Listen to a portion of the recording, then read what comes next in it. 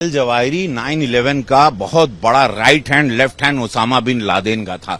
Laden के मरने के बाद अमेरिका की सेना इसको खोज रही थी, आज इसको मार गिराया गया। ये बहुत बड़ा अचीवमेंट है। 15 अगस्त के पहले हम लोगों को, भारतीय को एक बहुत बड़ा तोहफा मिला, क्योंकि असम में भी इसका इन्वॉल्वमेंट था, उत्तर प्रदेश के संगठनों में, आतंकवादियों के मूवमेंट में, हिंदुस्तान में भी ये बहुत बड़े पैमाने पर सक्रिय था। इसका जाना आज हम लोगों के लिए एक बहुत बड़ी राहत है, लेकिन राहत खत्म नहीं होती, क्योंकि अल जवाहिरी जैसे अनगिनत मरते हैं ये टेररिस्ट, तो अपने तरह 100, 200, 1000 पीछे अपने अल जवाहिरी और उसामा बिन लादेन छोड़ के जाते हैं। इन लोगों को खोज खोज के मार गिराना होगा।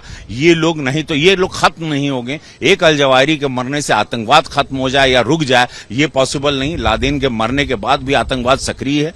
तो ये थॉट है, क्योंकि ये लोग चाहते हैं ध्वस्त करना, ये लोग चाहते हैं भारत को समाप्त करना, भारत की एकता अखंडता को बर्बाद करना, और हमेशा एक चिंता का विषय बनना, और समाज में आके सोसाइटी को डर भय पैदा करके तुष्टीकरण की राजनीति पे, एक समुदाय पे अटैक करके हत्या करना। और पंडितों पे हत्या रही या आम समाज पे रही या पार्लियामेंट पे अटैक रहा, तो ये सारे लोग उससे जुड़े हुए हैं। तो आज इसके जवाहिरी के जाने से, लेकिन मैं कहूंगा ऐसे बहुत सारे अल जवाहिरी, ऐसे बहुत सारे उसामा बिन लादेन अभी भी सक्रिय हैं, उसी तरह जैसे वो लोग थे। आपका कहना है कि जो रेडिकलाइजेशन हिंदुस्तान में बढ़ रहा है, उसमें भी कहीं ना कहीं इस तरह ये संगठन सक्रिय है। हिंदुस्तान की जो यशस्वी प्रधानमंत्री मोदी जी की बहुमत की सरकार आ रही है, जो यहाँ पर एक जागरूकता हो रही है, जो तिरंगे को लेकर अब एक जागरूकता, हर घर तिरंगा, ये सारी चीजें इन लोगों को कचोटती हैं, और हमेशा उसको दबाने के लिए, उसको ध्वस्त करने के लिए ये संगठन सक्रिय हो जाता। 15 अगस्त के पहले भी ये संगठन दिखेगा, सक्रिय होगा। हम लोगों को सचेत रहना चाहिए। अल जवाहिरी 9/11 का बहुत बड़ा right hand left hand Osama bin Laden का था।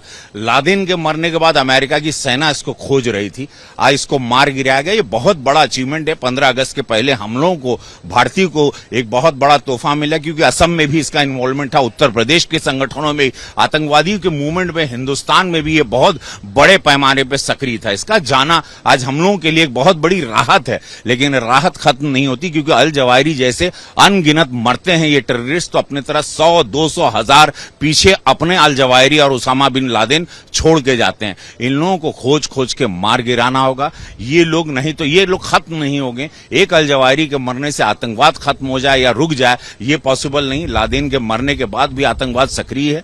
तो ये थॉट है, क्योंकि ये लोग चाहते हैं ध्वस्त करना, ये लोग चाहते हैं भारत को समाप्त करना, भारत की एकता अखंडता को बर्बाद करना, और हमेशा एक चिंता का विषय बनना, और समाज में आके सोसाइटी को डर भय पैदा करके तुष्टीकरण की राजनीति पे, एक समुदाय पे अटैक करके हत्या करना। और पंडितों पे हत्या रही या आम समाज पे रही या पार्लियामेंट पे अटैक रहा, तो ये सारे लोग उससे जुड़े हुए हैं। तो आज इसके जवाहिरी के जाने से, लेकिन मैं कहूंगा ऐसे बहुत सारे अल जवाहिरी, ऐसे बहुत सारे उसामा बिन लादेन अभी भी सक्रिय हैं, उसी तरह जैसे वो लोग थे। आपका कहना है कि जो रेडिकलाइजेशन हिंदुस्तान में बढ़ रहा है, उसमें भी कहीं ना कहीं इस तरह ये संगठन सक्रिय है। हिंदुस्तान की जो यशस्वी प्रधानमंत्री मोदी जी की बहुमत की सरकार आ रही है, जो यहाँ पर एक जागरूकता हो रही है, जो तिरंगे को लेकर अब एक जागरूकता, हर घर तिरंगा, ये सारी चीजें इन लोगों को कचोटती हैं, और हमेशा उसको दबाने के लिए, उसको ध्वस्त करने के लिए ये संगठन सक्रिय हो जाता। 15 अगस्त के पहले भी ये संगठन दिखेगा, सक्रिय होगा। हम लोगों को सचेत रहना चाहिए।